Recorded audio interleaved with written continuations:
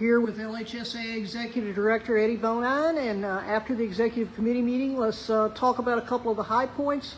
First of all, no consideration for switching sports seasons. That's a key point. It is. We did discuss it briefly, but there was no real desire to look at doing that. That would be a drastic measure, a real drastic measure for the South.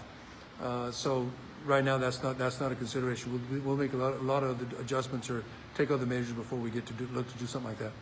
Talk about what you feel like we need to do after meeting Dr. Stewart and the committee to try to have sports in the fall.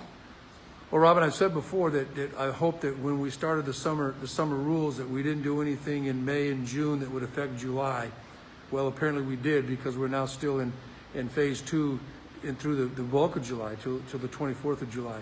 So I ask that we adhere to the mitigation measures of wearing the masks and social distancing and the sanitization and washing the hands and doing everything we can like we were doing back in phase 1 when we transitioned into phase 2. We got to get back to that, because whoever's watching this video, if you want to see fall sports in high school, we need to take it serious now, because if not, if we go any deeper, if we do anything now in June that's going to affect all of July, or anything in July that's going to affect August, if we're still in phase 2 moving into beginning of August, our fall sports are in jeopardy of being delayed, but delayed depending upon how far a delay it would be, and still looking at what we're going to do when we go to initiate the opening of schools.